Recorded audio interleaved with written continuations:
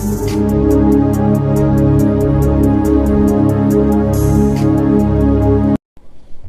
ప్రభువును మన రక్షకుడు అయిన యేసుక్రీస్తు నామమున అందరికీ వందనాలండి. దేవునికి స్తోత్రాలు. ఉన్నత సింహాసనమును అధిరోహించిన అత్యున్నతుడైన దేవుడు మనల్ని ప్రేమించి మరొక నూతన దినమును మన బ్రతుకులలో అనుగ్రహించినందుకు సమస్త మహిమ, ఘనత, ప్రభావములు యేసయ్యకే చెల్లునుగాక. ఆ గొప్ప సర్వేశ్వరుడు ఈ నూతన దినము కొరకు మనకు అనుగ్రహించిన దేవుని యొక్క వాగ్దానము కృపావార్త. మొదటి సమూయేలు గ్రంథము 2వ అధ్యాయము 8వ వచనం. దరిద్రులను అధికారులతో కూర్చుండబెట్టుటకును మహిమగల సింహాసనమును స్వతంత్రింప చేయుటకును వారిని మంటిలో నుండి ఎత్తువాడు ఆయనే. దేవునికి స్తోత్రం కలుగునుగాక, దేవునికి మహిమ కలుగునుగాక. ప్రభునందు ప్రియమైన సహోదరి సహోదరులరా, ఈ మొదటి సమూయేలు గ్రంథం 2వ అధ్యాయం హన్నా అనే దైవజనురాలు పాడిన స్తుతి కీర్తన.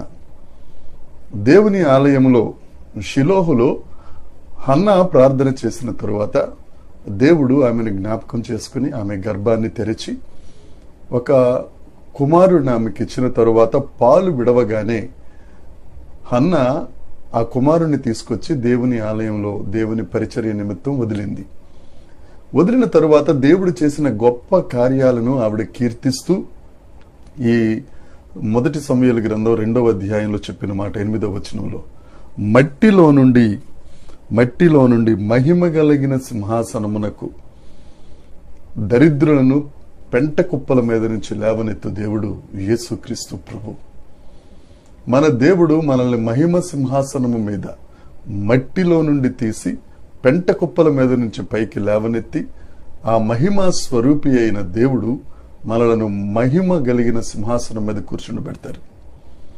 మనం మనుషుల్ని నమ్ముకుంటే వాళ్ళు మనల్ని తోసేస్తారు, దేవుణ్ణి నమ్ముకుంటే ఆయన నిలబెడతాడు. పరిశుద్ధ లేఖనాలలో అనేక మందిని ఈ మహిమ కలిగిన దేవుడు మట్టిలో నుండి పైకి లేవనెత్తి ఆయన సింహాసనం మీద కూర్చుండబెట్టారు. మనం మనుషులను నమ్ముకుంటాం, ఆ మనుషులు మన బంధువులే, మన కుటుంబస్తులే. మనల్ని చెడ్డవారిగా చిత్రీకరించటం కొరకు రకరకాల ప్రయత్నాలు చేస్తారు, రకరకాల మాటలు మాట్లాడతారు. నిలబడిన వారిని సహితం క్రిందకు తోసివేయాలని ప్రయత్నాలు చేస్తూ ఉంటారు. మన సొంత వాళ్లే, పై వాళ్ళు ఎవరు కాదండి. ఎవరినైతే మనుషుల మీద మనం ప్రేమ పెంచుకుంటామో వారందరూ మనల్ని కూలదోస్తారు.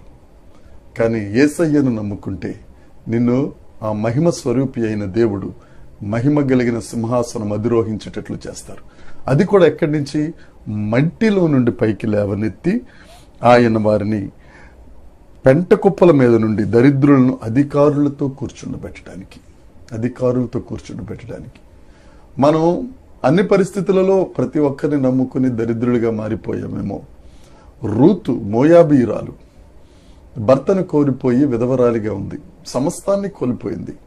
కాతే తన అత్తతో చెప్పిన మాట, నీ జనమే నా జనం, నీ దేవుడే నా దేవుడు అని చెప్పిన మాటకు ఆ దరిద్రురాలైపోయిన రూతును దేవుడు ఎన్నుకుని ఉన్నత సింహాసనం మీద ఆ రూతును కూర్చుండబెట్టిన గొప్ప దేవుడు. దావీదు గారి విషయంలో దేవుడు గొర్రెల కాపరిని తీసుకొచ్చి రాజుగా చేశారు. బానిసైన యోసేపును ప్రధానమంత్రిని చేసిన గొప్ప దేవుడు.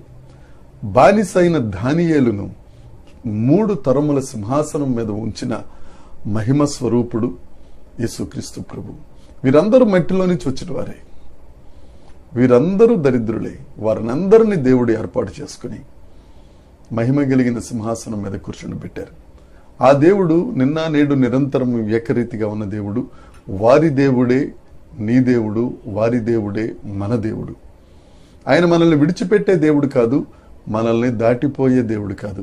ప్రియ సహోదరి సహోదరుడా, నువ్వు ఎక్కడెక్కడైతే నీవు నమ్ముకున్న వారే నిన్ను దరిద్రతలోనికి తోసేశారో, నీవు నమ్ముకున్న వారే నిన్ను పెంట కుప్పగా మార్చేశారో, వారిని కాక దేవుణ్ణి నమ్ముకో. దేవుడు నిన్ను దరిద్రులను అధికారులతో కూర్చుండబెట్టే దేవుడు. మట్టిలో నుండి పైకి లేవనెత్తి మహిమ కలిగిన సింహాసనము మీద దేవుడు నిన్ను కూర్చుండబెట్టి దీవించునుగాక.